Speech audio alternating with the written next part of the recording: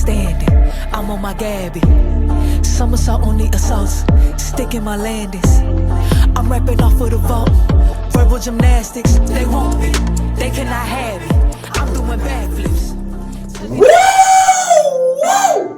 Grand rising, beautiful people, on yet another beautiful day. I am MFA jarellrochelle, and this is 51 Ways to Express Love to Yourself channel. I am here to walk you through, to guide you on the way back to your recovery, your healing, and learning how to love God and love yourself as you love others. Thank you for coming along with me on this journey. Again, my personal book, my first book is on sale. Click the link in the bio below. You can purchase it on Amazon or have it come to the mail or sign up for the pre-order. But I wanted to tell you guys that, and let's get into this video. Grand rising, beautiful people, on yet another beautiful day. 51 ways to express love to yourself.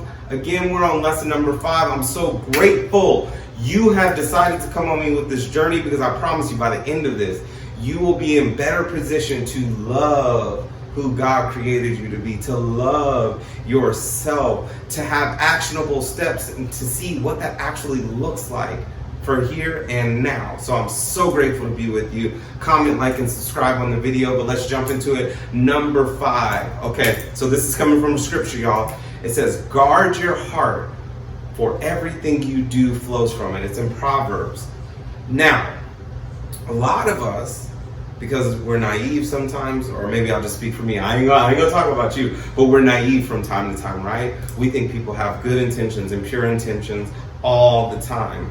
And while I do think that there is the better side of humanity, I think there are people, because they've been hurt and damaged, they think that that's the natural standing of love and how it's supposed to be displayed by games, by manipulation, by gang stalking, by all these things that aren't actually love, but I guess devices to try to get love and attention, but not the actual thing. And so what I've come to realize is that for relationship safety, you know, there's guns, right? And you know what I'm saying? They have guns, and what do they do to prevent a baby from shooting a gun, or a toddler from shooting a gun? They have this thing called a gun lock, because there's something so violently scary about pulling a trigger that could literally just fire off a firearm immediately. So many bad things can happen if the firearm is just released. If that pin is released, boom, that could end someone's life. It could end the child's life. It could do things. So they have gun locks, right?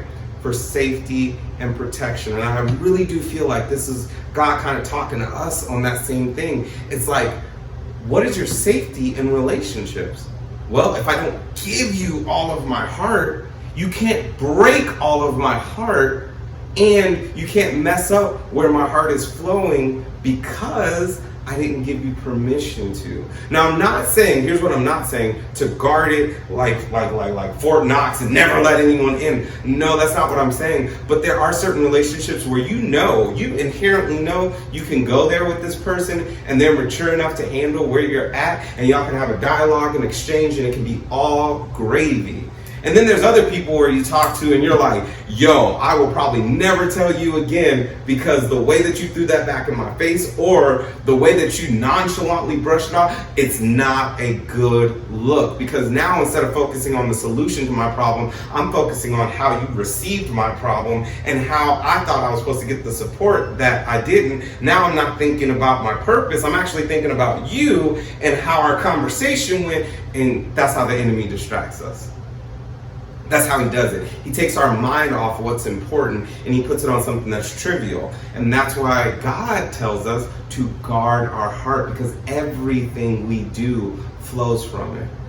That job you have, it flows from your heart. That marriage you have, it flows from your heart. That relationship you're in, it flows from your heart. Now, when the heart is broken, everything else becomes dim. Now, I know there's somebody out there that can relate to that. I know you can. Because you done got your heart broken before, and it's like, yo, the world just turns blue. You just like, dang, like, that's washed over. That ain't nothing. That ain't mean nothing.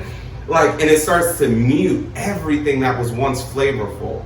And that's why we have to guard it. You know, in armies, they usually have these lockups. It's called a fort, right? And usually the fort is created to guard something precious. Your heart is precious, and that's why people love kids so much. Because kids still have that preciousness in their heart, except for they're unfiltered and they're unguarded. So that's why they look for adults to protect and understand, and when that doesn't happen, it's a shame, because you can see that heartbreak on that kid. And all I'm doing is asking you to reframe how you look at yourself in conjunction and correlation to your heart being something that is sacred. Not everyone deserves to be there. I'm just being real with you. Not everyone deserves access to your full heart. That is reserved for a special few. Jesus had 12, then he had 3. I can just stop the video right there. Jesus had 12, then he had 3. And it's because there's only a certain amount of people that will understand deeply. So what I need us to do, practical, because you know you're gonna come at me for being practical, you know what I'm saying? We need to think of people who we know that are our 3, our big 3. Who are your big 3 in your life? And I want you to write them down on the paper, and I need you to only go to them for the deepest things of your heart, whether that's a mentor, whether that's a brother, whether that's a sister, whether that's a mother. I don't know what it is for you. I know my big 3. I got my big 3. And then from there, scaffold out, just like Jesus, in the 12.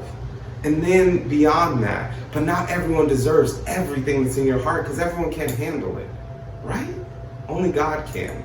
And only those big 3. And even they can't, because they ain't God. You feel me? Give your whole heart to God and say, God, send a protection around my heart, because I don't know how to. All right, y'all. Take it easy. This is lesson number 5. Yo, let's keep growing. Let's keep building, y'all. Peace.